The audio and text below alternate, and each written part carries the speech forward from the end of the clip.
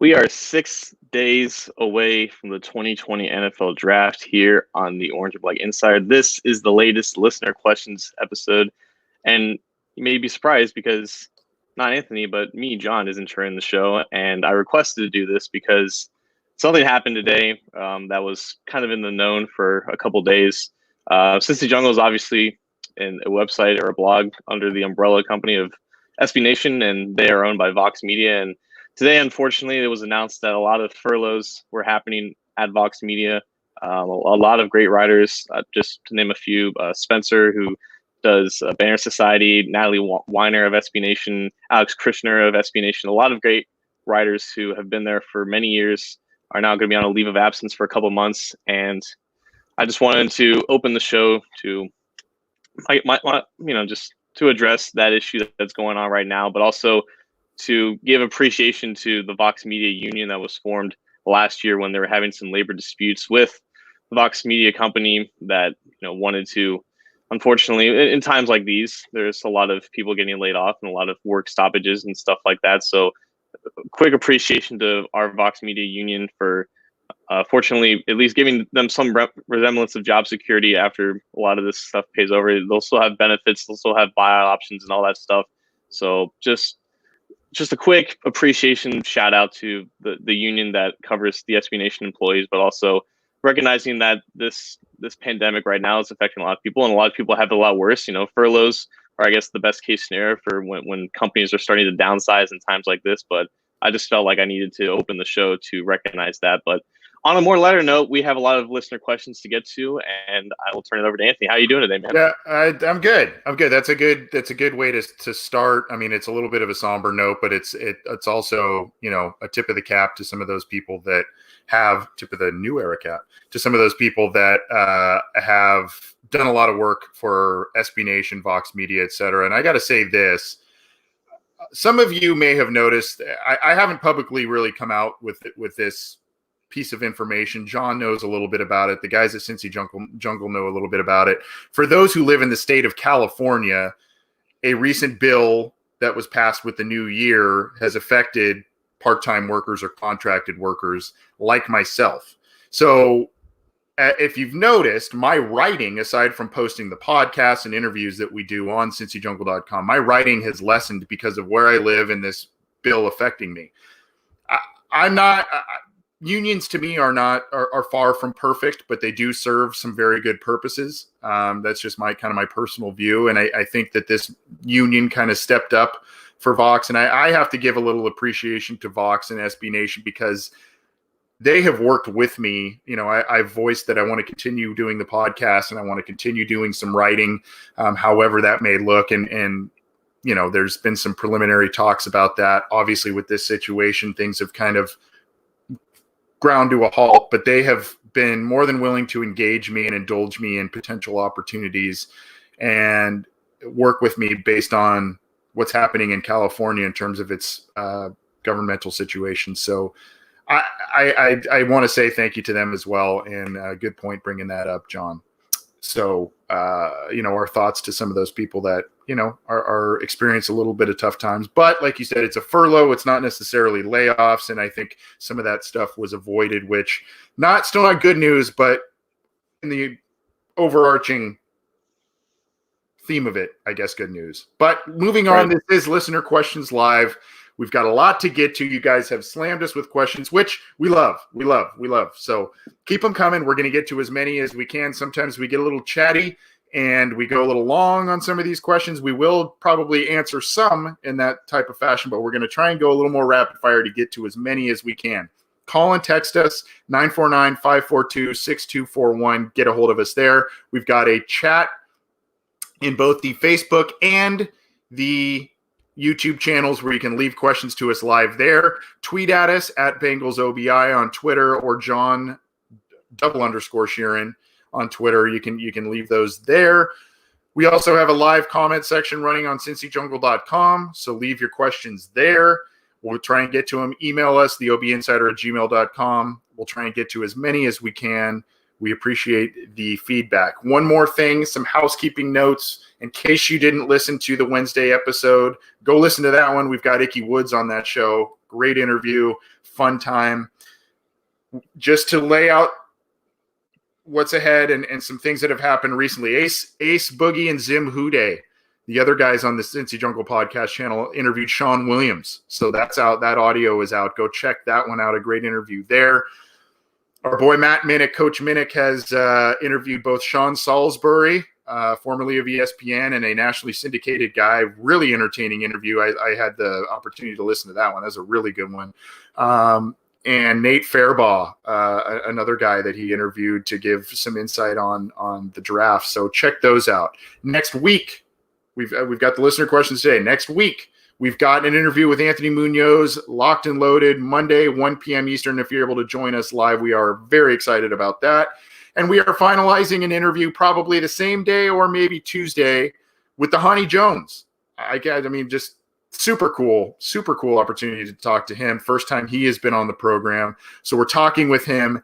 We've got some other shows planned during the week. We've got our usual Wednesday show where we're trying to get James Rapine on that show. And then, of course, we've got the draft coverage in the following days coming up there. So a lot going on the show going forward as we kick off draft week. Go check out what's already out. Go check out what's going to be coming out in terms of interviews, etc. Thanks a bunch. Listen to how you can on a bunch of different platforms. Let's go, John. Cue us up first. All right. So I wanted to get to this question first from on Twitter from a guy named Perk Nowitzki, which is an interesting name.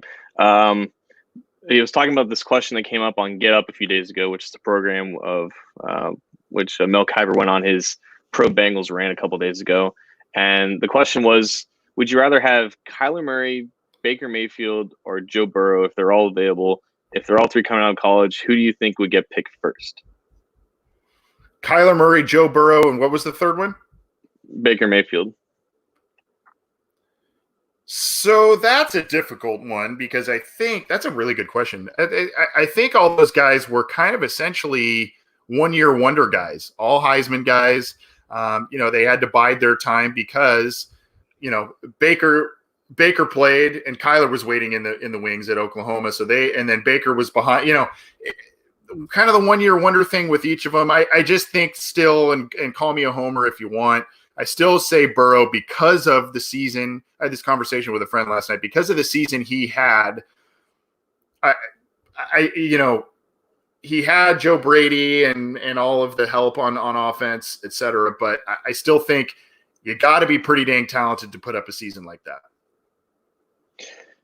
It's interesting because, yes, Baker had his best year when he won the Heisman, but he still had a couple of good years of production at Oklahoma. And you can say what you want about producing the Big 12, but it was still high-quality production.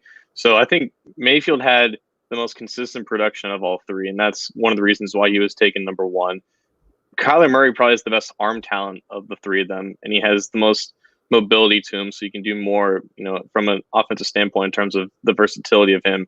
And then Burrow probably has the best intangibles and probably is the guy that teams would trust the most and would probably interview the best because Murray had the whole situation with baseball, and there were some teams that didn't trust, Baker's maturity and everything. So all three of them kind of have positives and negatives that kind of outweigh each other. I think if they all came out in the same year, Burrow would, I guess, be the quote unquote safest guy because he looks the type, he talks the type, and he had, all the accolades that came with it. And then I think it would be interesting to see because I think if everybody knew what they knew about Kyler Murray and Baker Mayfield now, I think Murray would go ahead of him because he is more mobile and you can do more things with him, and his arm is just naturally better, and he's probably even more accurate than Baker Mayfield is at this point in his career. And then Baker still has all the questions that came with him, and obviously he struggled a little bit in Cleveland in his second year starting there. So I think it would probably go Burrow, Murray, and Mayfield, and that might be it might seem like recency bias, but I think when you look at all the quarterbacks in their totality of what makes them a prospect, I think just think about how the NFL thinks. I think Burrow would still go first, then the arm talent of Murray would trump all the positives that Baker had. Yeah, and I agree with that. I think that it had Murray have, if Murray was a little taller, had the stature, we'd probably be having a different conversation and different ranking there. But unfortunately, unfortunately for him, that's not the case. And that's not really the case in the draft here. But interesting hypothetical. I like the question. Let's go on here. We got to kind of, I think, go with the elephant in the room. There's a lot of different ways people are asking about Joe Mixon, right? What's happening with Joe Mixon? What's happening with Joe Mixon? What is Mixon worth? So this may be, I see Loyal to a Fault, the commenter on CincyJungle.com. I see, there are some people in the live chat. Michael Jodon will mix and play week 1. All kinds of questions centering around the holdout, all that kind of stuff. Number one, let's clarify. There was not, if you read Paul Dehner Jr.'s article in The Athletic, there was not Joe Mixon is holding out. There is a possibility of it happening. There's nothing like that materializing right now. This is something, we mentioned this when we went over Antonio Gibson's profile on last week's show. This is a possibility. Has to be in the periphery in terms of the Bengals draft class. Joe Mixon is entering the final year of his contract. He's likely looking for some resemblance of a payday that Christian McCaffrey had. That has to play into things. So does he play week 1? My answer to that right now would be yes. Is there a holdout? I would say probably not, because the Bengals have already engaged in some form of a talk. According to them, it's not going well, but I don't think there's going to be a holdout personally. Mixon seems to be kind of the rah-rah guy. Now, when you mess with someone's dollars, that definitely changes some perspectives, but I don't see that happening. I do think ultimately that the Bengals extend Mixon. It may take a while to come to some sort of an agreement. I know, John, you're not a fan of extending Mixon per se, especially at certain dollar amounts. That's how I see things as we sit here right before the draft. And it's not personal. I think with Mixon's case, people are saying that, he should be kissing the Bengals' feet because they took a chance on him when they drafted him. And I don't necessarily think that's true. I was one of the people who didn't want to draft Joe Mixon because I think his rap report spoke for itself, or his rap sheet spoke for itself. But in all fairness, in the 3 years that he's been here, he's been nothing but a model citizen and a model guy in the locker room. He's done everything he's been asked to do. He's grown a lot, I think, as a person. I think that's what the Bengals were banking on. So I don't think he owes the Bengals any loyalty in that sense. I think it's just a delusion of what running backs think that they're worth nowadays. Even if Joe Mixon was used like Christian McCaffrey, which I think we all believe he has the capability and talent to do, the value of Christian McCaffrey is not $16 million a year. Right. Like the value of these running backs who get these contracts, they're just embellished because in all honesty, running backs are easy fan favorites. They're on people's fantasy teams. They touch the ball 15, 20 times a game. They're people that fans easily know and can, root for because we follow the ball. We watch the ball and they have the ball a lot and they get easy yards from time to time. And they just are easy people to think that they help the team a lot. And then Mixon obviously has the attitude of a guy who's, obviously positive in the locker room. And you can say he's a leader in that sense, or he's growing into one. He's a guy who brings a lot of energy. This is all great subjective things. If this is the center of your argument about paying a guy, one of your top 5 contracts on the team, it's not a strong enough argument. The value of what Joe Mixon does, regardless of how talented he is, you can make the easy argument that he's a top 10 running back in the league. Top 10 running back money is not a smart contract to give. Like Joe Mixon's worth is probably in the $5 to $6 million range for what the actual value on a football field that he does. He will obviously not take that contract. He wants something far above $10 million a year, which is why I think the Bengals are their price range is probably in the $8 to $10 million range. It's something that Mixon's going to have to probably accept because even if he wants something that resembles Christian McCaffrey, the Bengals are just simply not going to offer that. And he has no leverage in this case. Andre Parada, our friend of the show, who tweeted out, basically under the new CBA, which by the way, Joe Mixon did not want to pass. Then under this new CBA, it basically eliminates any possibility of somebody playing under a rookie contract to hold out, because if he skips the first day of training camp, he forgoes his 4th accrued season and he's ineligible for free agency in 2021. He loses all leverage of any type of holdout necessary. I don't know how he plans to handle this if that's his case, but the Bengals hold all the cards here. They have a price for him. It's probably not enough for what Mixon wants, but I do think that they still want to bring him back, and this isn't going to be some type of Kevin Zeiler situation. So let's kind of continue because we're getting question upon question about Mixon, because that's kind of, aside from the excitement of the draft, that's kind of the topic of the moment right now. Patrick Giles sent us an email saying the Bengals take a halfback like Clyde Edwards-Helaire at 65. Tampa trades O.J. Howard and pick 76 to Cincinnati for Mixon. What do you think? I mean, personally, I just think the Bengals, they're probably not looking at a true running back. They've got Mixon at least in the fold, they think, for right now, for this year at least. I think they've got other needs that they want to address. I know we don't like to say lock them into needs in their top picks. You maybe go a little more best player available. I understand that. But, I mean, they do need offensive linemen, tackles, interior offensive linemen. They will need a wide receiver of the future. They will need a quarterback. I mean, these are things that are going to be addressed early in the draft. So what do you think of that trade scenario? And or do you think the Bengals kind of draft a running back of the future in some form or fashion this year? I think who they have at running back is fine. Like, you can go far into the play. If Joe Burrow is who you expect him to be, and that's a quarterback that you can build around and as the centerpiece of your offense, you don't need a star running back to carry the load for him. If the centerpiece of your offense, which a lot of people claim is Joe Mixon, if he's a running back, you don't have a good offense. The Panthers don't have a good offense with Christian McCaffrey as a centerpiece of it. And it's not a matter of if they can afford it or not under the new cap structure. It's just not. There's Dan Le Batard said this in a great way. In a hard cap sport, if you do not provide a specific amount of value that's worth whatever you're getting paid, it's just not feasible to the opportunity cost is too great for the other alternatives there. And I think trading him and getting another running back to replace him, again, I would rather have a more important player to compensate for the loss of Joe Mixon. I think if you have Rodney Anderson, Travion Williams, and Giovanni Bernard, and now Jacquez Patrick, who they just signed to a 3-year deal, I think if those are your 4 running backs, you're doing better than most other teams if you have a passing game that's in the above average rankings in the NFL. So if they trade Mixon, I would hope they would use whatever compensation they have either to draft a more valuable position or to get a player that is worth more value on the field. The other question that was thrown to us that's kind of in this topic, I mean, we're going to center a bunch of questions we're receiving around the Mixon topic. Joey Meza on Twitter at H-Town Bengals, is it possible to even keep Dalton on the team due to his $7.7 million, especially when you're talking about a potential Mixon extension? Granted, you can make the Mixon extension much more manageable than a McCaffrey extension. You can get creative, and the Bengals, on a lot of their extensions that they give core players, you got to give them credit, because how they structure a lot of these deals, yeah, there's a lot of money and a lot of, but we've seen that there's not a lot of dead cap space towards the end of these deals.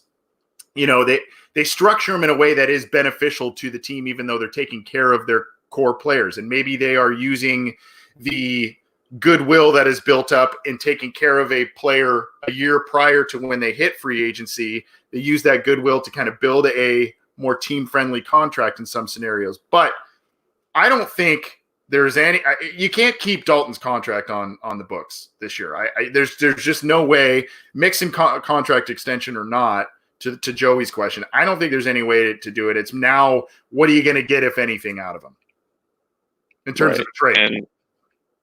And I think people have gone over the math about this, about like the rookie pool in terms of those total amount of salary cap dollars. That doesn't go into effect until the top 51 rule comes into effect. So I think technically they can still fit his $17 million cap number throughout this offseason until those cap restrictions come into effect. But I don't think they would like to do that. I think it's a contingency in case things for some reason don't work out in terms of releasing him or trading him away. I think they still did this offseason with that in mind in case they wanted to do that. But I think the plan is to still unload him at some point. All right, let's move on a little bit here. We did a lot of Joe Mixon talk. You can get in touch with us. We've been receiving some texts. You can call or text 949-542-6241. You can leave your comment in the Cincy Jungle comment thread. We're getting a lot of comments in the live chats via YouTube or the Cincy Jungle Facebook page. Thanks for joining us, however you may be joining us.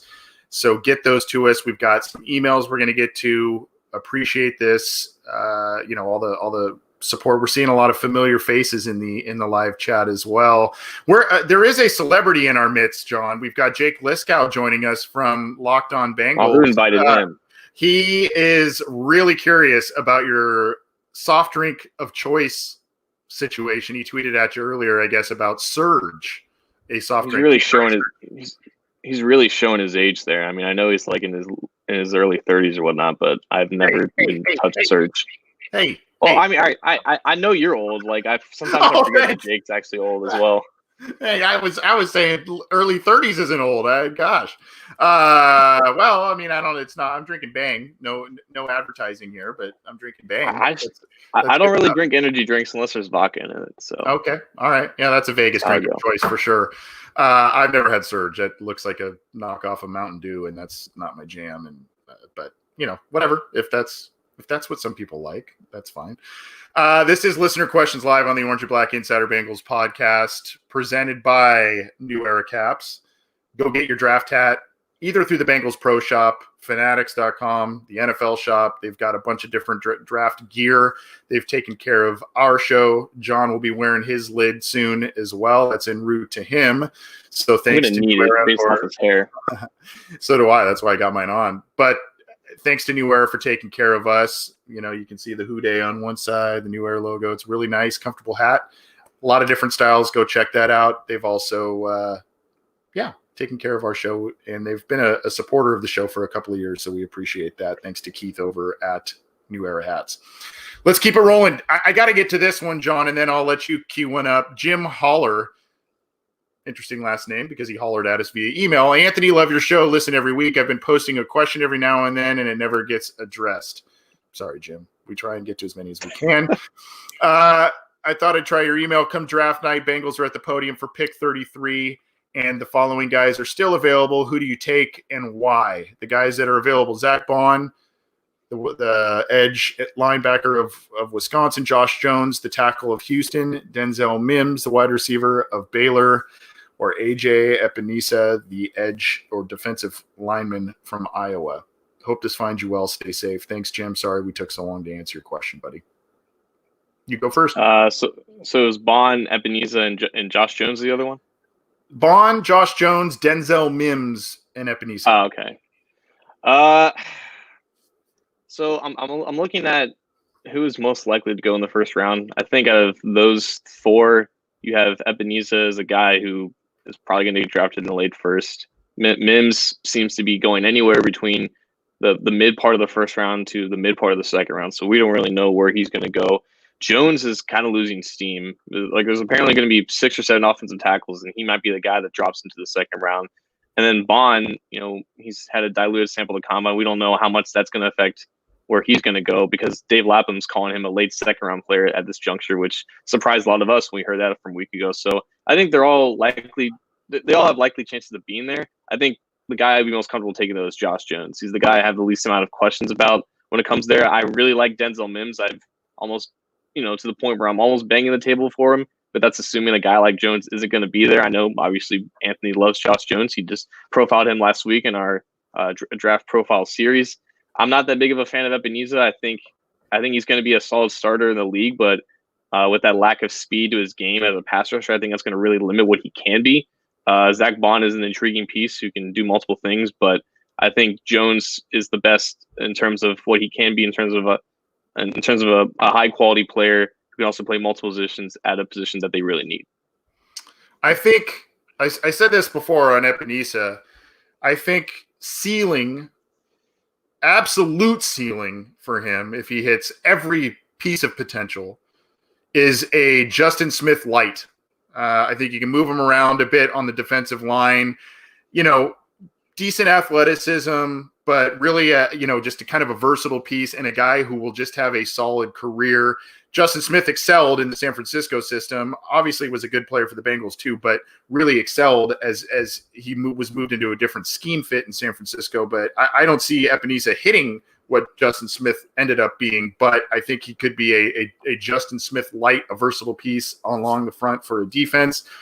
I really like Josh Jones, and I don't like to put out the vibe of you got to rush to the podium to get a guy because you need a tackle and you need, the thing is, John, we've talked about, you and I have said this on this show a lot, and it's kind of a prevailing opinion around the league.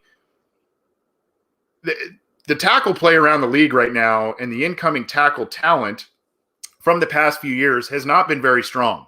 And this seems to be a very top-heavy in terms of good talent, a top-heavy class at the offensive tackle position, with the first 6 to 8 guys, if not more, being viable starters. So that's kind of where I lean. Personally, I'm really wanting a receiver by the end of night 2. I think I would be fine with Denzel Mims at number 33. That would be one of the guys I would want the most. I think I would go Jones, Mims right below, and then you can flip a coin on the other guys. Bond, like you said, kind of an interesting situation. We'll see what happens because of that diluted sample. But I think that's kind of my preference. An offensive line fixes a lot of things, a lot of deficiencies around the rest of the team or the rest of the offense. So if you can solidify that offensive line, do it now. And then you can get still another good wide receiver at top round 3. That's probably my preference. I'd be fine with it the other way around though.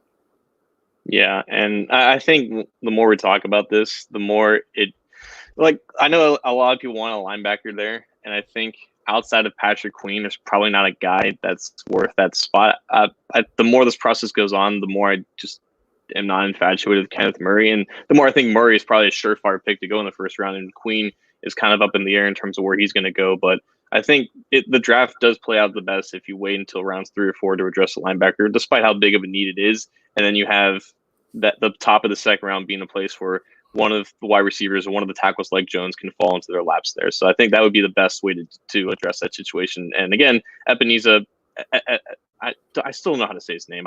People spell it differently all the time. So I'm just gonna continue with Ebenezer. So if he falls there, I wouldn't count him out as the pick. I think they would grade him as a first rounder, but me personally, I would like another option there. All right, where are we going next? Let's see here. I want to address a question from new MLB commissioner. And he asks, let's assume Burrow doesn't choose a number 9, doesn't go with what his number at LSU was. What number would you like to see him wear? And I think this comes down to availability more than anything, because unfortunately, number 10 is taken by a guy that I wouldn't want to change his number, Kevin Huber, who's a Cincinnati native. I mean, people talk about Burrow coming home to Ohio. Well, Kevin Huber's been here his entire life, and he's a punter or whatever, but he's still one of the longest tenured Bengals on this roster, and he's grown up here. So I wouldn't want Burrow to, flex his guns and make him change his numbers. So I don't know, like what else is available besides number 9, I guess. Well, you can, he can maybe do a trade with other players. I'm looking to see numbers here because I don't know that offhand. My first thought would maybe be number 3. Just, I don't know, which was divisible of 9, and to me is seemingly better. And it, according to the current roster on Bengals.com, you got Bullock wearing number 4, Finley wearing number 5, Dolagala wearing Boomer's old number of 7, and then you got Huber at 10. So I would say my personal would be 3, or my favorite number 13. That would be, and 13 doesn't appear to be taken at the moment either. So those would be my preferences. Yeah, I think 3 was Palmer's college number, I think, and it was Kidna's number here. So, I mean, yeah, that would make sense. I have no problem with him taking 9. I don't think he's going to have a problem with either. So I think that's just what we should expect. Yep. So let's move on here. I don't want to belabor this one too long because we've talked about it a little bit on the show before when we've talked about this player. But someone tweeted at us: "Is their name? Do you like apples? Is that what their yes? Name? That's really funny. I love Gio's Hart, but why would anyone ever use him to pick up a pass rusher? He's going to die out there, not because he's not good, because he's just so small compared to linebackers that he's trying to block." Have you watched Giovanni Bernard pass block? Have you? I mean, that might be one of the better facets of his game, believe it or not. I mean, I've seen him go in. I did a post a couple of years ago talking on CincyJungle.com, talking about what Giovanni Bernard brings as a triple-headed running back, not just a runner, not just a receiver, but as a blocker. And unfortunately, if you look at some of the statistics, you kind of go, well, second round pick, this guy seems to be an explosive guy. Why haven't the stats been there? A lot of times, especially in recent years, because of the deficiencies on the offensive line, when he's been out there, he's had to pick up blitzers, and he's done it pretty effectively. So I understand just from the, 35,000 foot view of things. Yeah, he's small and you worry about his viability there. He's pretty good at picking up blitzers. I've seen him do it a number of times and be effective. Yeah, it sounds like an anonymous scout quote, to be honest with you. It's just looking at Gio's size and just saying, yeah, he can't pass block. I would trust if there was a 250-pound man coming at me and I had the choice between Giovanni Bernard and Joe Mixon to protect me, I would pick Bernard 10 times out of 10. Yep. Because Joe Mixon can't pass block.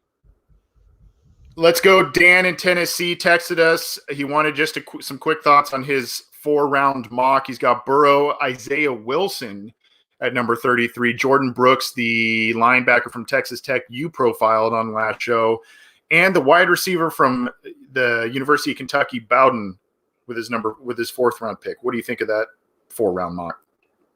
The first 3 rounds, including Burrow, are fantastic. I don't know if Wilson's going to be there at the top of the second, but I think he's a guy that would intrigue Jim Turner a lot and would potentially solve the right tackle position for the future. Jordan Brooks is the ideal 34 inside linebacker. Doesn't provide a lot of value in coverage, but a guy you would want to groom under Josh Bynes. I don't know what Bowden is, to be honest with you. I think he's just this positionless Brad Smith type player who can make a lot of guys miss, but just would have to. I don't know how he's going to succeed in the NFL as a receiver. I think it's possible that he can. I'm not doubting him. I think he has some form of athleticism to separate, but I think a lot of his production is going to be schemed for him, and it might be better if he just switches to running back. But it's kind of like you don't exactly know what he's going to be. He has traits more to be a running back than a receiver, but you like the production relative to Kentucky's passing game, which was just abysmal. And it just seems like a player that you would have to pick earlier than you want to, because some other team's going to try to take a chance on that. Another team that's more comfortable with where the roster is, and I don't think the Bengals are in that position yet. Yeah, I mean, if you're going to look at a player like that, I would more go to the Antonio Gibson route. If you're going to try and get creative and find a guy that you want to do different things with on your offense, I'd go. I know the sample size is a lot smaller with Gibson, but that's a guy that I think you can do a lot of different things with, and that may be more worth a 4th-round pick rather than Bowden. One thing I will say before we move on to the next question, Isaiah Wilson is a guy who has been rising.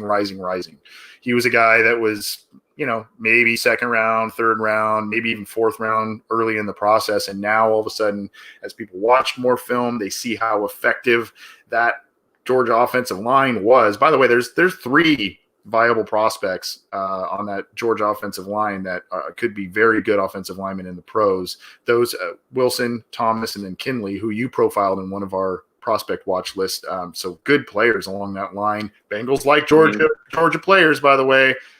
They like them. They draft them all the time. So could be a possibility. Isaiah Wilson, though, is a guy, John, that has been rising. And now there's 1st-round chatter with this guy. Potential that he may not even be there at 33, or he could be a viable 2nd-round prospect. You like him, though, right? Yeah, I think he's young enough to get better, and obviously that size isn't going anywhere, and he's a little bit more athletic than you would expect for a guy that big. But I think in terms of what Turner is going to like, I think he's going to like him a lot if he's there. Going a little long here, but we've got a ton of questions that we're trying to sift through. We're going to be here for a couple more minutes. Appreciate all of you tuning in and joining us live, listening after the fact. If you're unable to join us live, get the program on a number of different podcast platforms, however you want to listen to the audio. We're basically on all those channels, from Apple to Google Play to all that stuff. You can also get our videos on YouTube, as well as material from Matt Minnick and his Chalk Talk episodes, as well as Orange is the New Black, the podcast from Ace Boogie and Zim Houday.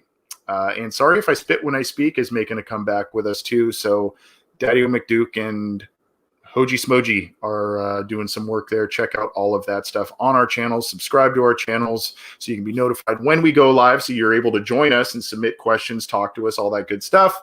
and also be alerted as to when new material is coming out. As I mentioned at the beginning of the show, we've got a lot of material coming out over the next week and a half, between the numerous interviews that we've already conducted. Ickey Woods, Sean Salisbury, Sean Williams. We've got Anthony Munoz next week. We've got Dhani Jones next week. All those interviews coming up, as well as different episodes from all of the gang. Subscribe to our channels and get notified as to when all that stuff is coming out. Where do you want to go next, John? We've only got a few more minutes, I think. You got another one you want to tee up here? Yeah, I got two more that I would like to get to. I'm going to start in the YouTube comments section with Mark Fry. He's asking, do the Bengals still believe in Bobby Hart? Ooh. So I think this answer is a lot similar to just their overall thoughts on the offensive line. I think they look at Hart as a guy that they can at least feel somewhat comfortable about going into 2020. But if they have the opportunity to see a clear upgrade or to get a clear upgrade, they will probably pounce on that opportunity. I think they're going to give, we've said this multiple times on the show, they're going to try to give Fred Johnson as much opportunity as possible to beat out Bobby Hart at right tackle. And if one falls in the first couple rounds and they like him enough to either compete at right guard or right tackle to also get Bobby Hart out of there, I think they're going to be really invested in that opportunity as well. So I think Bobby Hart just showed who he was last year as a guy whose performance is really dependent upon who he faces in the opposition. If he faces a top-tier pass rusher, he's just not going to do very well for you. If he faces a guy who could barely belongs in the league, he won't give up a lot of pressures. It's just a lot about who he faces on a week-to-week basis. So I think the Bengals know that. I think they know that he's just good enough to just go out there and feel somewhat comfortable. But if they have an opportunity to upgrade, I think they would be interested in that. Yeah, it depends on who you ask within the Bengals organization. I think they would put up the front that they love their offensive line and they think they've got more talent than other outsiders seem to view. And I mean, they've touted the fact that they like this offensive line. If Josh Jones is there, if Isaiah Wilson's there, if some of these guys that we've talked about on this program a number of times, if someone's there, how tied to Bobby Hart are you? Right? I mean, that's a big temptation to say this guy could improve us. If not day one, then in 2021, this guy could improve that side of the line. The one thing, combing through some of our past episodes, the one thing I remember us talking about recently that I'm curious to know, this coaching regime has shown a willingness, I don't want to say an eagerness, but a willingness to move on from poor free agent contracts that they've recently signed. I think we talked about it with Ben Baby, right? Yeah. They've shown a willingness to move on from some of these poor free agent contracts. A lot of us deem Bobby Hart in that category, affordable by starting right tackle standards, but talent-wise, is he starting right tackle standard?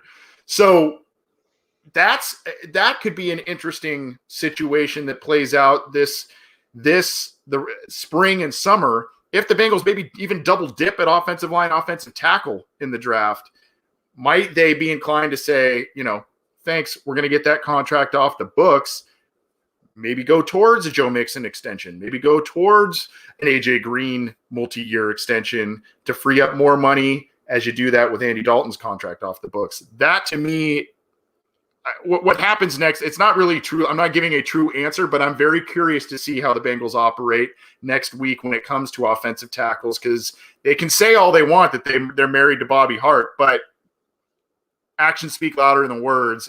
And I think what they may show us next week could give a big peek into the future of Bobby Hart. Just like our friend Tracy McBurdy says, the devil you know. That's just how how it is right now. Yeah, but they've moved on from Preston Brown once they realized that was a bad contract. This regime moved on from Drake Kirkpatrick, realizing they were not getting what they needed out of that contract. Bobby Hart could be another guy that they say, we've got a young, talented, cheaper player in the draft that's ready to start right now and will give us more than what Bobby Hart is giving us. Let's get that contract off the books and put it towards more of our core players to extend them long-term, potentially surround Burrow with more of those skill position weapons for a couple of years. Maybe that's the route they look. You had one more you wanted to get to? Is that correct? Yeah, just real quick. We have a comment on the website post thread from Don Mega. He's asking about Willie Gay Jr. PFF is really high on Willie Gay. In fact, they have him higher than Kenneth Murray. I would kind of agree with that assessment. But he has huge red flags in terms of character because he unfortunately missed some time because he punched his quarterback in the face a couple years ago. How do you think he'll be viewed and evaluated by Zack Taylor and company? I think they actually have a unique connection to him, like they have a unique connection to Denzel Mims, because the Bengals still employ Mims' former wide receiver coach, Bob Bignell. He's the wide receivers coach. Last year, their linebackers coach, Tim Lukabu, was actually the linebackers coach at Mississippi State. So he personally coached Willie Gay when he first got there and dealt with all these issues. Lukabu is now the defensive coordinator at Boston College, but there's no doubt that if they are interested in Willie Gay, or have shown interest in him, they would have surely have contacted Lukabu to get a full profile on him. So I think they actually have more of an insight on his character and his potential red flags than most other teams do. And if Lukabu had still been here on the staff, I think he would have been a favorite to be drafted by this team. Since he's not, I think it's still very much up in the air because he doesn't pass a lot of the production profiles and just the experience or thresholds that the Bengals have at the linebacker position. But I think they actually know a lot more about Willie Gay than most other teams. Willie Gay is one of those, high upside, little bit of risk type of guys, right? I mean, there's a lot to like there in terms of the player. There's a lot of things that make you go, take a step back a little bit, flinch a little bit, but there is a lot, and he's one of those guys that if you're in the middle rounds, you haven't grabbed a linebacker yet, and you feel because they've done their due diligence, because they had a former coach on their staff here that knows him, maybe they could tap that resource to get to really get a good cue. But last year when Zack Taylor came aboard, he, character, and there was a lot of signs that pointed to, he stuck to that. There were a couple of inconsistencies with that philosophy, with some hires and other things, but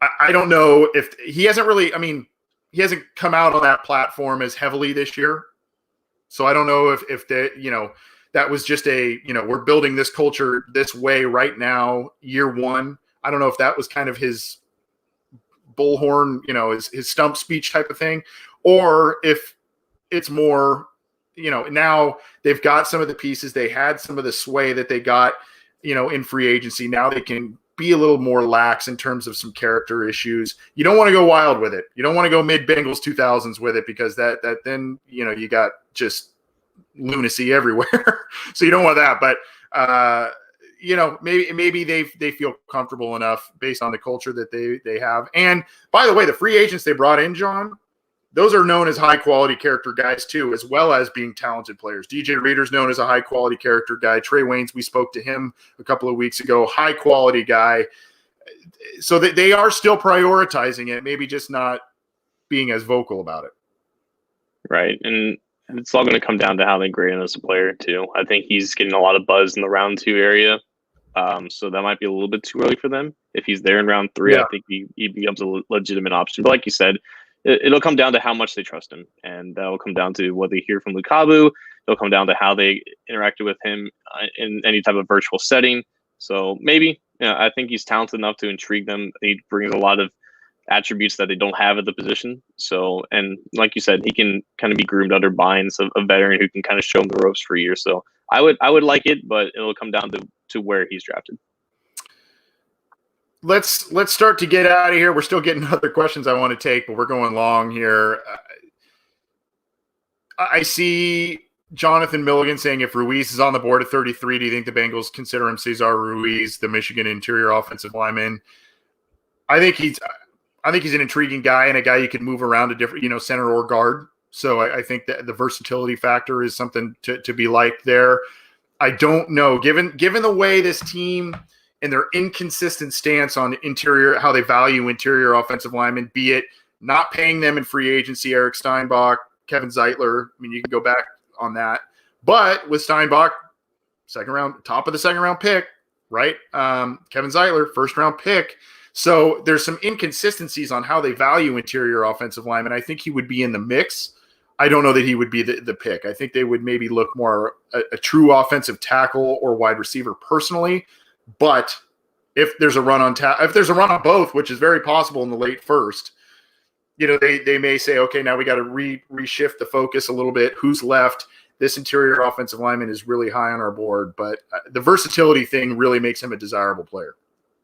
He's clearly the best interior lineman in this class, with maybe Robert Hunt being like the close second. Mm-hmm. The problem is, like you said, he can't play tackle, and I think that's something that they're going to prioritize if they address the offensive line early. But if the first round shakes out a way where a lot of tackles and receivers go, and there's not a linebacker they like, Ruiz could easily be at the top of the board with like a mid first round grade. It just depends on how highly they view him as. But I mean, for a lot of people, he'll be a best player available if he's there at 33. It'll just come down to how high he's on the Bengals board.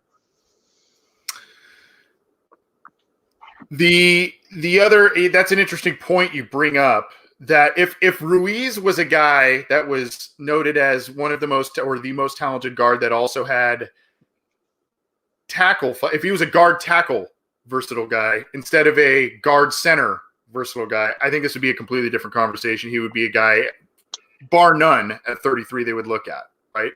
Mm-hmm. In fact, I think that was kind of some of the stuff. Steinbach was a guy when they drafted him, maybe a little center versatility, but athletic enough in pass protection as a guard that could play tackle in a pinch. So he was a guy that they were like, oh, we could put this guy in numerous places and still have an effective offensive lineman.